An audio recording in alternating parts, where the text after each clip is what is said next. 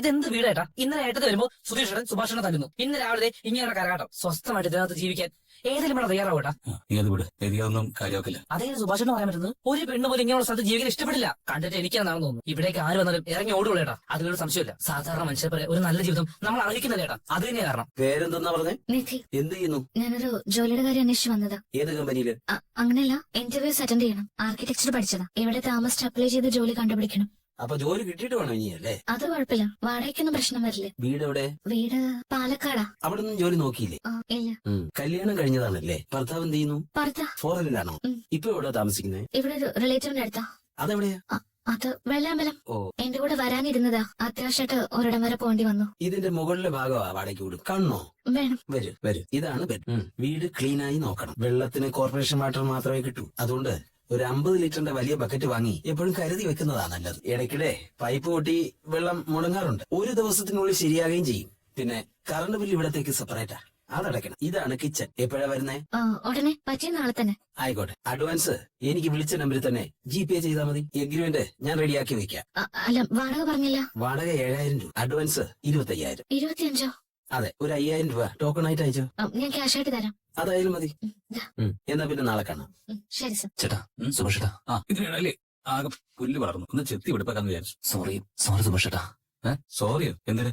ഇന്നലെ ഞാൻ മനഃപൂർവ്വം ചേട്ടനെ തല്ലിയതൊന്നുമല്ല. ഹരീഷ് എന്നെ അടിച്ചപ്പോ അപ്പോഴത്തെ ദേഷ്യത്തിന് അവനെ തിരിച്ചടിച്ചതാ. അതും അറിയാതെ സുഭാഷേട്ടന്റെ കവളിൽ കൊണ്ടതാ. സോറി സുഭാഷേട്ടാ. എന്തുവാടാ ഇത്? ഇത് നീയായിട്ട് എന്നോടൊന്ന് പറയണോ? എനിക്കത് അറിഞ്ഞൂടെ? ആലോചിക്കുമ്പോഴേ എനിക്ക് പലതും വിഷമം വരും. അറിയാതെ പോലും അത് സുഭാഷേട്ടന്റെ കവളിൽ കൊള്ളാൻ പാടില്ലായിരുന്നു. നീ ഇനി അതോർത്ത് വിഷമിക്കാൻ നിൽക്കണ്ട. എനിക്കതപ്പോ തന്നെ മനസ്സിലായി. അത് വിട്ടേക്ക്. കേട്ടാ, നന്നായിട്ട് വേദനിച്ചു. അതൊന്നും സാരമില്ലടാ സുധീഷേ. എടാ, പഴയതുപോലല്ല. ഒരു പെൺകുട്ടി നമ്മുടെ വീട്ടിലുണ്ട്. നീയും ഹരീഷും കൂടെ ഇനി ഇടയ്ക്കിടയ്ക്ക് അടികൂടാൻ പാടില്ല. ആ കുട്ടി എന്ത് വിചാരിക്കും? ഇന്നലെ ഞാൻ ചോദിച്ചപ്പോ തന്നെ നിധിയെ നീ കണ്ടു എന്ന് പറഞ്ഞിരുന്നെങ്കിലും ഈ വഴക്കൊന്നും ഉണ്ടാവില്ലായിരുന്നു. നീ എന്താ പറയാറുന്നത്? അതൊന്നുമില്ല. ഈ സുഭാഷേട്ടൻ അവളോട് സത്യമെല്ലാം പറഞ്ഞെന്ന് അറിഞ്ഞപ്പോഴേ എനിക്ക് എന്താ വേണ്ടെന്ന് അറിയാൻ പാടില്ലാണ്ടായി പോയി. അവളാണെങ്കിൽ ഈ ശരം വിട്ടതുപോലെ ഇങ്ങനെ ഓരോന്ന് ചോദിച്ചോണ്ടേ ഇരിക്കായിരുന്നു. ഞാൻ ആകെ കുഴഞ്ഞുപോയി സുഭാഷേട്ടാ. ഈ വീട്ടിനെ പറ്റി ഞാൻ അവളോട് ഇല്ലാത്ത കുറെ കഥകൾ പടച്ചു വിടുമ്പോ ഇങ്ങനെ കല്യാണം കഴിയുന്നൊന്നും വിചാരിച്ചിട്ടേ ഇല്ല.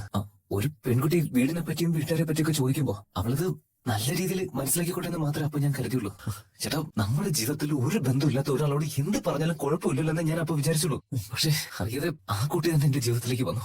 ശരിയാ, ഞാൻ നുണയാ പറഞ്ഞ, അത് വലിയ തെറ്റുമാണ്. പക്ഷെ ഈ കല്യാണം കഴിഞ്ഞതിന് ശേഷം ഞാൻ ചെന്ന് അവളോട് നിങ്ങളോട് പറഞ്ഞ എല്ലാം നുണയായിരുന്നു എന്ന് പറഞ്ഞു കഴിഞ്ഞാൽ അവൾ അപ്പൊ തന്നെ ഇറങ്ങി പോയാലോ എന്ന് ഞാൻ പേടിച്ചിട്ടാ സുഭാഷേട്ടാ ഞാൻ സത്യം പറയാതിരുന്നത്. നീ പറഞ്ഞ അവൾക്ക് വിരുദ്ധമായി ഇവിടുത്തെ ജീവിതം കാണുമ്പോ അവൾ കാര്യം മനസ്സിലാക്കില്ലെന്നാണോ നീ കരുതിയത്? ഞാനുമായിട്ടുള്ള അവളുടെ ബന്ധം ഉറച്ചു കഴിയുമ്പോഴേ ഈ പതിയെ ഓരോന്ന് അറിഞ്ഞാലും പ്രശ്നമില്ലാവില്ല എന്ന് കരുതി. അതുപോലെ എന്നോട് സുഭാഷേട്ടൻ അവളോടെല്ലാം പറയാൻ പോകണമെന്ന് പറഞ്ഞാൽ മതിയായിരുന്നു. എടാ, അവളോട് ആദ്യം മുതൽ സത്യം തുറന്ന് പറയണമെന്ന് പറഞ്ഞ ആളല്ലേ ഞാൻ. നീ കേട്ടോ? ഞാൻ സൂപ്പർവൈസർ ആണെന്ന് കരുതി അവൾ ഓരോന്ന് ആവശ്യപ്പെടുമ്പോ ഞാൻ പിന്നെ എന്ത് ചെയ്യും? നിന്നെ പോലെ നിന്ന് നിപ്പിലെ കള്ളം പറഞ്ഞു ഒഴിയാനൊന്നും എനിക്ക് പറ്റില്ല സുധീഷ്. നമ്മളെ വിശ്വസിച്ച് സംസാരിക്കുന്നവരോട് അങ്ങനെ നമ്മൾ എങ്ങനെയാണെന്ന് പറയാ? എടാ, നമ്മളായിട്ട് പറഞ്ഞില്ലെങ്കിലും ആ കുട്ടി ഒരു ദിവസം സത്യങ്ങളെല്ലാം അറിയും. ആ സമയത്ത് അത് നേരിടുക അത്ര എളുപ്പമായിരിക്കില്ല. നോക്ക, ഏത് ചെറിയ കാര്യത്തിന് നുണ പറഞ്ഞ് ശീലിച്ചോനാ നീ. ആ സ്വഭാവം ഇനിയെങ്കിലും നീ ഒന്ന് മാറ്റണം. അല്ലെങ്കിൽ അത് നിന്നെ തന്നെ ബാധിക്കും. ആ കുട്ടി ഈ വീട്ടിൽ തന്നെ ഉണ്ടാവണമെന്ന് നീ ആഗ്രഹിക്കുന്നുണ്ടെങ്കിൽ ഇനി മുതൽ നുണ പറയുന്നത് നീ നിർത്തണം. സ്വർണ്ണപാത്രം കൊണ്ട് മൂടി വെച്ചാലും സത്യം പുറത്തു വരിക തന്നെ ചെയ്യും. അത് നീ മറക്കരുത്. ശരിയാ, ഈ സുധീഷ് ഒരു നുണയന. എടാ, ഞാൻ അങ്ങനെയല്ല ഉദ്ദേശിച്ചേ. അയ്യോ, ഞാൻ അത് മനസ്സിലായി. പക്ഷെ ഞാൻ നുണ പറയുന്നത് എനിക്കിത് ഇഷ്ടമായതുകൊണ്ടാണെന്നാണ് സുഭാഷേട്ടൻ കരുതിയിരിക്കുന്നത്. എടാ, ഞാൻ സുഭാഷേട്ടൻ ഓർമ്മയുണ്ടാവും, അച്ഛൻ ജയിലിൽ പോകുമ്പോഴേ ഞാൻ ചെറിയ കുട്ടിയാ. അമ്മയെ കൊന്ന് ജയിലിൽ പോയവന്റെ മകനെന്നായിരുന്നു അന്നത്തെ മേൽവിലാസം. അതുകൊണ്ട് എന്നെ എല്ലാവരും എന്നെ മാറ്റി നിർത്തി. കൂടെ പഠിക്കുന്നവർ പോലും ഒരിക്കൽ പോലും എന്റെ കൂട്ടത്തിൽ കൂട്ടിയിട്ടില്ല. അച്ഛൻ ചെയ്ത തെറ്റിന് നമ്മള് കുട്ടികളായിരുന്നു ശിക്ഷ അനുഭവിക്കേണ്ടി വന്നത്. ആ കാലം മുതൽ ഈ വീട് ഞാൻ വെറുക്കാൻ തുടങ്ങിയതാ. ഒരാള് ആദ്യത്തെ നുണ എപ്പോഴാ പറഞ്ഞ് ഓർത്തെടുക്കുന്ന അത്ര എളുപ്പമല്ല. പക്ഷെ എനിക്ക് ഓർമ്മയുണ്ട്, സ്കൂളിലെ പുതുതായിട്ട് വന്നൊരു പെൺകുട്ടി വീട്ടുകാരെ പറ്റി ചോദിച്ചപ്പോ അച്ഛൻ മരിച്ചുപോയി എന്ന് പറഞ്ഞതാ ഞാൻ പറഞ്ഞ ആദ്യത്തെ നുണ. പിന്നെ പരിചയമില്ലാത്തവരോടെല്ലാം വീടിനെ പറ്റി വീട്ടുകാരെ പറ്റി ഓരോന്ന് പറഞ്ഞ് അതിന് ശീലമായി. ഞാനും എന്റെ വീട്ടുകാർ അങ്ങനെയൊക്കെ ആയിരുന്നെങ്കിൽ എന്നുള്ള എന്റെ ആഗ്രഹമായിരുന്നു സുഭാഷേട്ടൻ. ഞാൻ പറഞ്ഞ കള്ളങ്ങൾ മുഴുവൻ. അതിനർത്ഥം സുഭാഷേട്ടൻ മേസ്ത്രിപ്പണി എടുക്കുന്നതിൽ എനിക്ക് നാണക്കേട് ഉണ്ടെന്നല്ല. നമ്മുടെ വീടിനെ പറ്റിയുള്ള സത്യങ്ങൾ പറഞ്ഞോണ്ടേ ആളുകൾക്കിടയിൽ സന്തോഷത്തോടെ ജീവിക്കാൻ പറ്റില്ലെന്ന് മനസ്സിലായതുകൊണ്ട് സുഭാഷേട്ടൻ ഞാൻ നുണകൾ പറഞ്ഞു തുടങ്ങിയത്. ആ നുണ വിശ്വസിച്ചാണ് പലരും എന്നെ ജോലിക്ക് വിളിക്കുന്നത്. ഇതൊന്നും ഞാൻ ആഗ്രഹിച്ച് ചെയ്യുന്നതല്ല. എനിക്ക് വേറെ വഴിയില്ല സുഭാഷേട്ടൻ.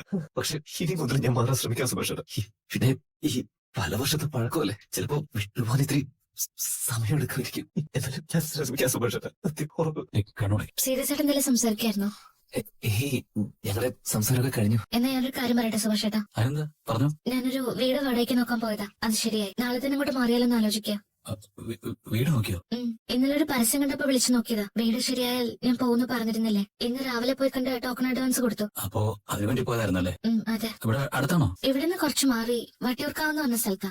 എന്നാലും ഇത്ര പെട്ടെന്ന് എനിക്കവിടെ വിശ്വസിക്കാൻ പറ്റുന്നില്ല. ഇപ്പൊ തന്നെ ഒരുപാട് ദിവസങ്ങളായില്ലേ ഇവിടെ. ഇനിയെങ്കിലും മാറിയില്ലെങ്കിൽ ശരിയാവില്ല. ഇപ്പൊ നല്ലൊരു വീടും കിട്ടി. ഞാൻ പൊക്കോട്ടെ സുഭാഷ് ചേട്ടാ. അല്ല, അവിടെ സേഫ് ആണല്ലോ അല്ലേ? അതെ, പരിസരവും നല്ലതാ. കാണാൻ പോകുമ്പോ പറയാറുന്നില്ലേ? ഞാനും വരാറുന്നു. അയ്യോ, സുഭാഷ് ചേട്ടൻ തെറ്റായിട്ട് എടുക്കല്ലേ. ഞാൻ ഇങ്ങനെ ഒരു വീട്ടിലാണെന്നല്ല അവിടെ പറഞ്ഞിരിക്കുന്നത്. ഇവിടെയാണ് താമസം എന്ന് പറഞ്ഞ വാടകയ്ക്ക് താമസിക്കാൻ കിട്ടില്ലെന്ന് വിചാരിച്ചാണ്. അയ്യോ, അങ്ങനെയല്ല. ഇവിടെയാണെന്ന് പറഞ്ഞാൽ അടുത്ത വീടിരിക്കുമ്പോ എന്തിനാ വാടകയ്ക്ക് നോക്കുന്നതെന്ന് ചോദിക്കും. പിന്നെ പലതും പറയേണ്ടി വരും. എന്തിനാ വെറുതെ? അതാ. ഉറപ്പായിട്ടും പോണമല്ലേ? വേണം സുഭാഷ് ചേട്ടാ. ഇപ്പൊ തന്നെ ഒരുപാട് ദിവസങ്ങളായി. എതിരൊന്നും പറയരുത് പ്ലീസ്. ചേട്ടാ കേട്ടില്ല, അവള് പോണെന്ന്. അപ്പോഴേക്കും പാക്കിംഗ് ഒക്കെ തുടങ്ങിയോ? അതെ, നാളെ പോവല്ലേ. ഇന്ന് തന്നെ എല്ലാം പാക്ക് ചെയ്ത് വെക്കാന്ന് കരുതി. ഓ അല്ല, ഡ്രസ്സ് മാത്രല്ലേ ഉള്ളൂ? അതും എടുത്തു വെക്കാതെ പറ്റില്ലല്ലോ. ശരിയാ, ഒന്നുപോലും ഇവിടെ ബാക്കി വെച്ചിട്ട് പോകണ്ടല്ലോ അല്ലേ? അതുകൊണ്ടായിരിക്കും എല്ലാം ഇങ്ങനെ അടുക്കി പറക്കി അല്ലേ? ഇപ്പൊ എന്താ നിങ്ങളുടെ പ്രശ്നം? ഓ അത് എടോ, എന്തിനാ ഇപ്പൊ ഇത്ര ധൃതി വെച്ച് ഇങ്ങനെ പോകുന്നത്? ഇയാള് വീട് നോക്കാൻ പോകണമെന്ന് എന്നോട് പറഞ്ഞതേ ഇല്ലല്ലോ. എന്തിനു പറയണം? പറഞ്ഞ ആ പേരിൽ ഒരു നാടകം കളിക്കുന്ന കാണാനോ? എന്റെ ചേട്ടൻ അറിയുന്ന ഒരു സ്ഥലമുണ്ട്, മാമൻ അറിയുന്ന ഒരു സ്ഥലമുണ്ടെന്നൊക്കെ പറഞ്ഞ് എന്നെ പറ്റിക്കാനോ? ഞാൻ എന്തിനാടോ ഇയാളെ പറ്റിക്കുന്ന? രാവിലെ പുറത്തേക്ക് പോയെന്ന് ഞാൻ അറിഞ്ഞു. വീട് നോക്കാൻ വേണ്ടി പോകണമെന്നൊന്ന് പറഞ്ഞിട്ട് പോലെന്ന് ചോദിച്ചത്. നിധി, ഈ നാട്ടിൽ താൻ പുതിയാണല്ലേ? ഇവിടുത്തെ ആളുകളെ പറ്റി എനിക്കൊന്നും അറിയില്ലല്ലോ. എങ്ങനെയുള്ള വീടാണെന്ന് അന്വേഷിക്കാതെ വെറുതെ വാടകയ്ക്ക് എടുത്ത് താമസിച്ചു തുടങ്ങിയിട്ട് നാളെ ഒരു പ്രശ്നം വന്നാൽ എന്ത് ചെയ്യും? അതുകൊണ്ടാണ് ഞാൻ പറഞ്ഞ. ഇതുവരെ നിങ്ങൾ ഉണ്ടാക്കി തന്ന പ്രശ്നത്തെക്കാളും വലിയ പ്രശ്നം എന്തായാലും വരാൻ പോകുന്നില്ല. എടോ, എന്റെ കാര്യം വിട്. ഞാൻ ഇയാളെ പറ്റിയാ വിചാരിക്കുന്ന. എടോ, ആ വീടിരിക്കുന്ന സ്ഥലം ഏത് തരത്തിലുള്ളതാ? അവിടെ പരിസരത്തെ ആളുകൾ എങ്ങനെ?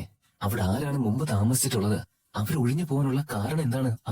അങ്ങനെ ഒരുപാട് 100 കൂട്ടം കാര്യങ്ങൾ അന്വേഷിക്കാനുണ്ട്. ചോദിച്ചുടനെ വീട് തരാൻ വേണ്ടിട്ട് അവര് തയ്യാറായിട്ടുണ്ടെങ്കിലേ അതിന് ചിലപ്പോ എന്തെങ്കിലും പ്രശ്നം ഉണ്ടായിരിക്കും. അത് ഉറപ്പാ. അതൊക്കെ ഞാൻ അന്വേഷിച്ചു. വീടിനൊരു കുഴപ്പമില്ല, നല്ല വീട് തന്നെ. ഞാൻ നുണ പറഞ്ഞുള്ള കാരണം കൊണ്ടല്ലേ ഇയാളിപ്പോ പെട്ടെന്ന് പോകുന്നത്. എടോ, കുറച്ച് സാവധാനം ആലോചിച്ച് ചെയ്താൽ പോലെ ഇതൊക്കെ. സാവധാനം എന്ന് വെച്ചാ എനിക്ക് മനസ്സിലായില്ല. ആദ്യം ഇത് തീരുമാനിച്ചിരുന്നല്ലേ? വീട് കിട്ടിയാ പോകുന്നു പറഞ്ഞിരുന്നല്ലേ? ഇപ്പൊ വീട് കിട്ടി ഞാൻ പോകുന്നു. അല്ല, അതിനെന്തിനാ ഇയാളിങ്ങനെ ടെൻഷൻ ആവുന്നത്? എടോ, അതല്ല, ഈ നാളെ തന്നെ പോണെന്ന് എന്തിനാ ഇത്ര വാശി? ഇതെങ്ങനെയാ വാശിയാവുന്ന? എന്റെ ആവശ്യമല്ലേ? അതെനിക്ക് മനസ്സിലായി. ഞാൻ നുണ പറഞ്ഞതിൽ ഇയാൾക്ക് വിഷമായില്ലേ? ഹലോ, അങ്ങനെയൊന്നുമില്ല. എനിക്ക് വിഷമിക്കേണ്ട കാര്യം എന്താ? അല്ല, എന്നെ വിഷമിപ്പിക്കാൻ നിങ്ങൾ ആരാ? പരസ്യം കണ്ടപ്പോ അന്വേഷിച്ചു, ശരിയായി, ഞാൻ പോകുന്നു. സിമ്പിൾ. അത് വെറുതെ വിഷയാക്കുന്ന എന്തിനാ?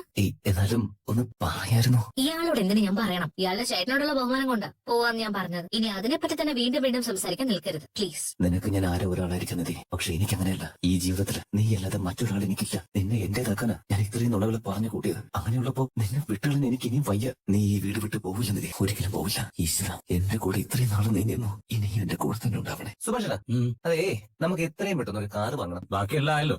ബാക്കിയെല്ലാം ആയി കഴിഞ്ഞിട്ടാണോ എല്ലാരും കാർ വാങ്ങാൻ നടക്കുന്നത്? സുഭാഷ, ചേട്ടൻ ഒരു കാര്യം അറിയോ? ഈ ഗോവ കഴിഞ്ഞ ഇന്ത്യയിൽ ഏറ്റവും കൂടുതൽ വീടുകളിൽ കാറുള്ളത് അത് കേരളത്തില്. ഈ സ്റ്റേറ്റിന്റെ വലിപ്പം വെച്ച് നോക്കുമ്പോഴേ നമ്മൾ തന്നെയാണ് അപ്പൊ ഒന്നാമതും വരിക.